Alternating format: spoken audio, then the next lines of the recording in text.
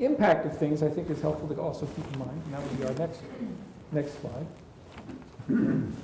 Oh, thank you. Sorry. This is also another study that has to do with things from England, but it's believed that it's pretty representative of situations in the United States in public school. These are the kinds of things and the percent that kids report as a response to these things.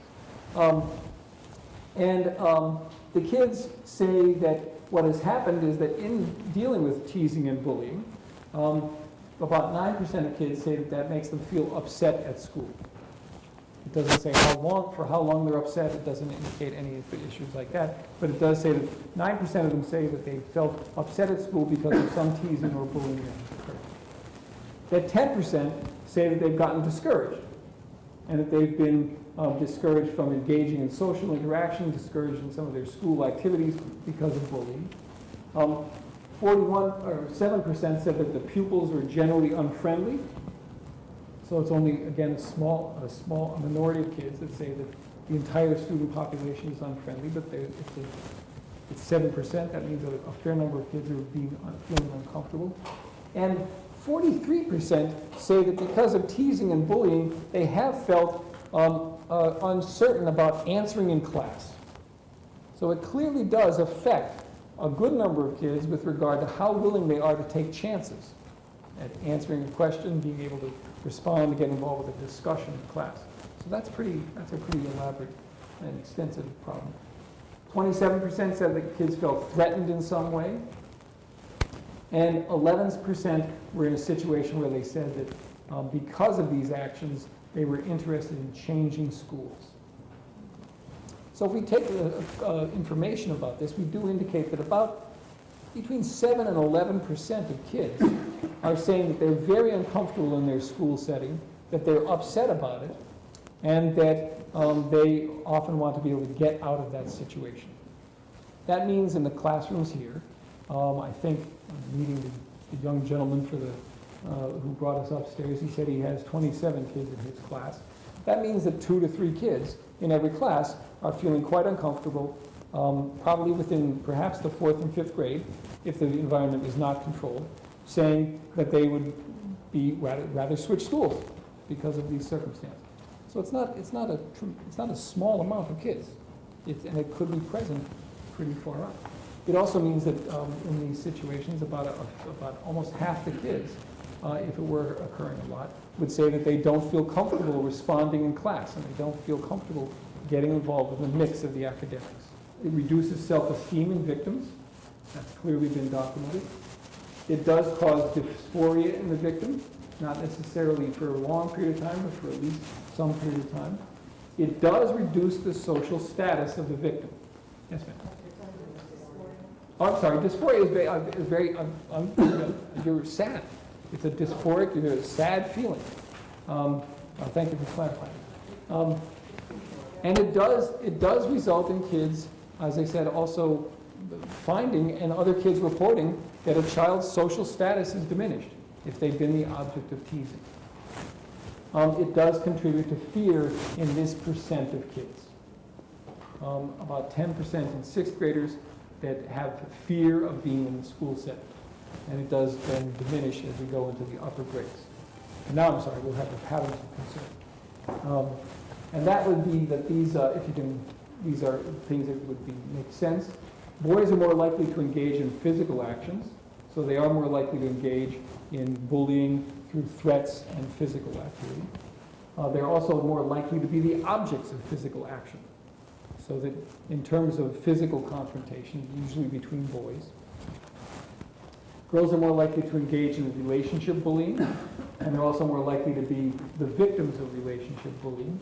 And girls are also more likely to be the victims of cyberbullying. And so they are more likely to get it indirectly. Again, the rates of teasing and bullying, again, increases from the grade 4 to 7. And then it's highest in 6th grade, reduces some in 7th grade, and it's highly reduced in 8th grade. Some of the thinking about this pattern has to do with the nature of most middle schools. That middle schools usually bring together, even in towns where the whole school district goes into a middle school, as well as New York City, where kids mix into middle schools. In 6th grades, kids are finding their way. They're trying to establish and maintain and develop their social groups. It is believed from a sociological perspective that the teasing and bullying that's occurring there has a lot to do with working out the social groups. That the teasing is setting up boundaries, determining who's in the group and who's not in the group. And that by the time 7th grade rolls around, about halfway through 7th grade, these groups are established. And the teasing is not necessary anymore. It's not as required because people kind of know their place and know with which group they should be affiliated. We want to be able to think about how bullying is related to certain issues in terms of the psychology of the people involved. And so, Christina, that's another one. Thank you. So, we want to ask one question. We have to go through this a step at a time. I'm sorry. Is it pathological or normative? And the answer to both is yes and yes. Okay? So some instances of teasing and bullying are pathological. They come from instances in which children are having significant behavioral and emotional problems, and they do get involved with engaging in more of this behavior than other kids. But it is also normal.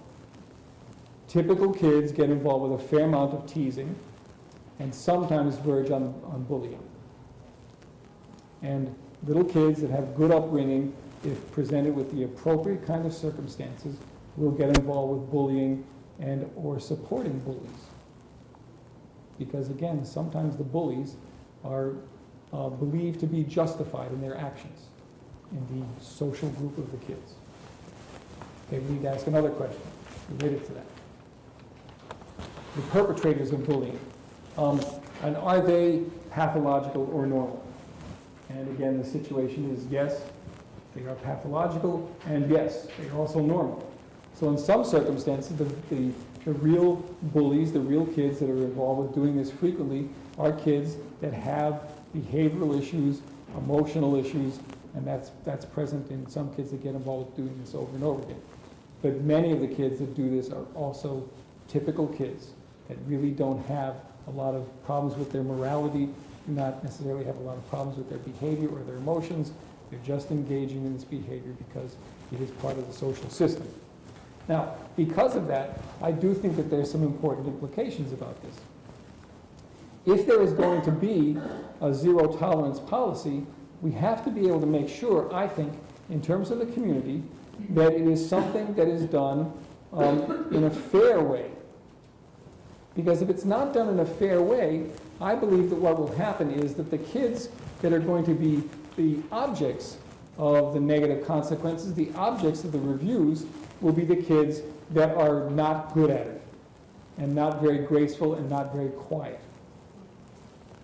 So the kids that will get involved will be, and then that get reprimanded and get caught, are the kids that have some behavioral difficulties and possibly some social difficulties where they don't know how to do this in a quiet way that keeps them from getting caught.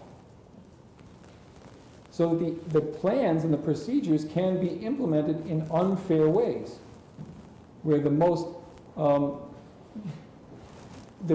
kids with the least amount of skills are the kids that get caught and get reprimanded.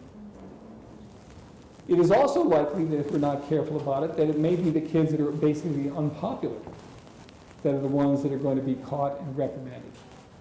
Because it is popular kids that are getting involved with teasing.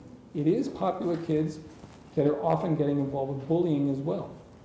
Again, perhaps not necessarily overt things where someone gets injured, but more quiet, subtle, difficulties such as threats and relationship patterns.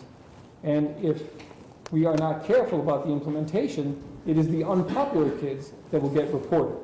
It is the unpopular kids that the other children will say, aha, so-and-so did such and such. And just let the other kids slide.